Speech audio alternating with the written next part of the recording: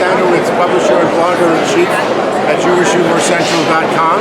And we're here once again for the 7th year at Kosherfest in Secaucus, New Jersey at the Meadowlands Expo Center.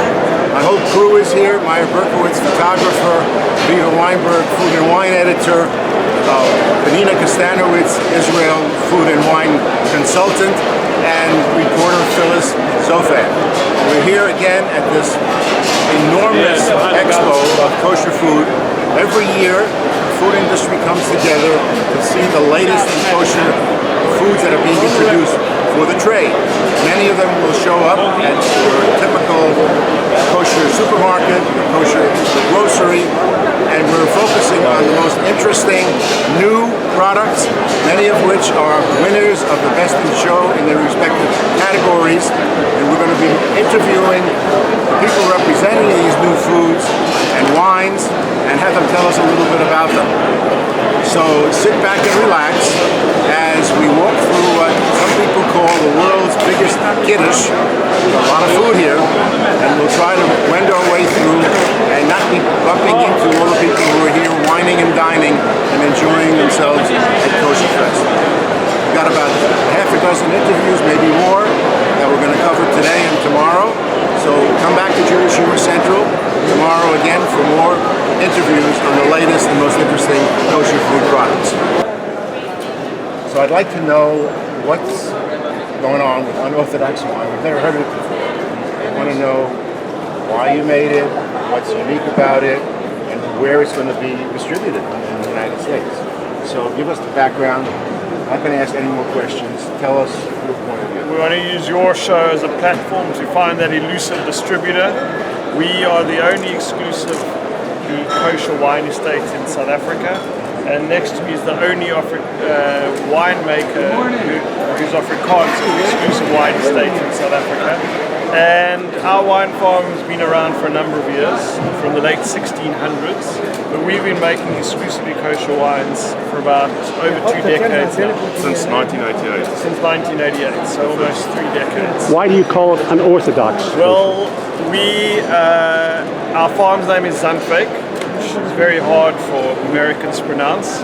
So and we have an entry-level range called Kleine Draken, but our premium range is called Unorthodox. What we find with kosher wines is they often run away from their Jewish identity. So they try to be more French, more provincial than most other non-kosher French wine labels. And we decided to come up with an uncanny brand name that embraced the Jewish identity. If you look at the bottle, on both bottles, there are 9 unique images on each bottle, from a ultra-Orthodox Freedom Rider to the Star of David sneakers, to an old couple in Shidduch Park, to a kosher hot dog stand on a wine bottle.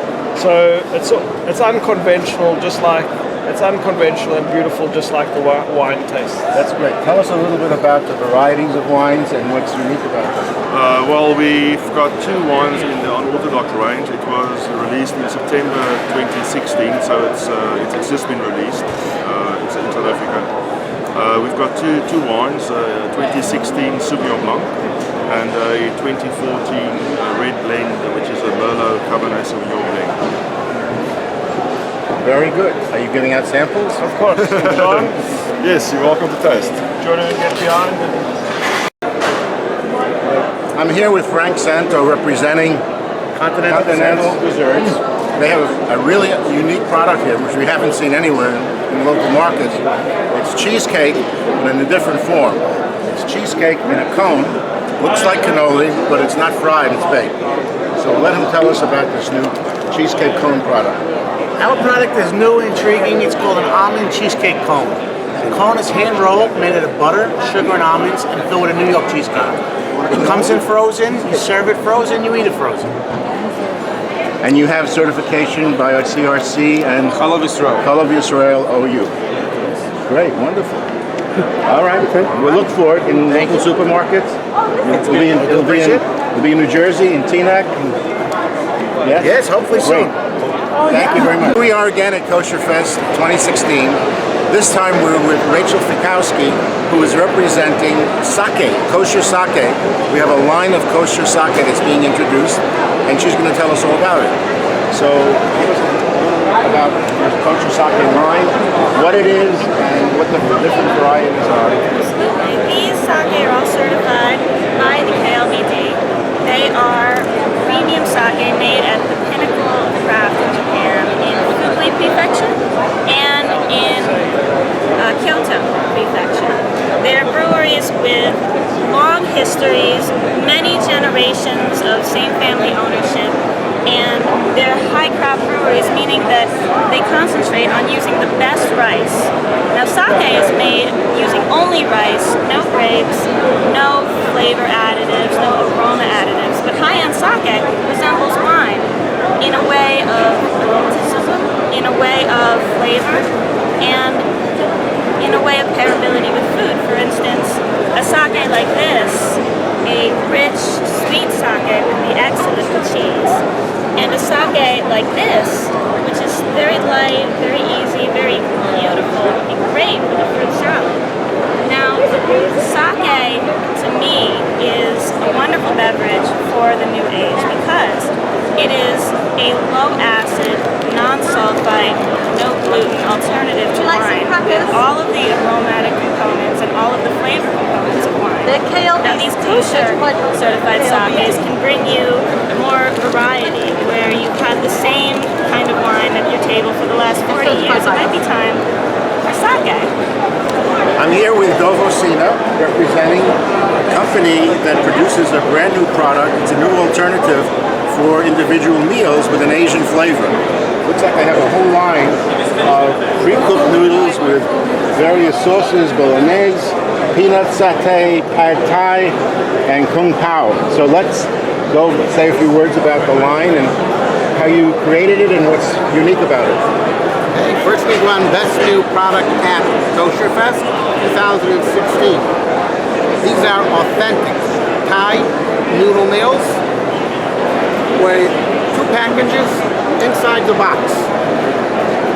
Package of noodles, package of sauce. Open them up, empty them, put it in the microwave for 2 minutes, voila. You have authentic noodle meal ready to eat. Breakfast, I don't know. Lunch, dinner, snack, anytime you want. Your kids bothering you? Don't want to make supper? Go right ahead. What are some of the flavors? You got spaghetti with bolognese sauce, which is part of. You have a pad thai. You have a peanut saute, and you have a peanut satay, and what's the fourth one? Kung pao. And a kung pao. And they're all parve? They're all parve. All have individual sauces, different noodles, ready to go.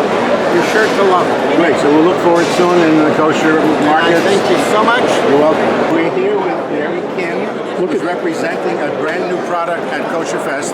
It's a roasted seaweed snack from Korea. So we're going to ask her to tell us about it, how it came to be, and what it's made of, and what its benefits are, and where you can find it. So let's take a look at the kosher roasted seaweed snack. Tell us about it.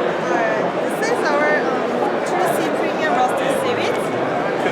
Tursi premium roasted seaweed. It's from Korea. Raw materials are from Korea, and we manufacture in California. And this is sea vegetables. Please, Yeah, sea vegetables. it's harvested from the South sea. Korea, yeah, sea, in the oceans. And there are a lot of calcium, iron, and vitamin C and A. Very good. And it looks good. It's less sodium, less oil, and less calories. So it's a good alternative to potato chips. Yes, right. I know some people are eating kale chips. This is in that same general category. It's a healthy snack.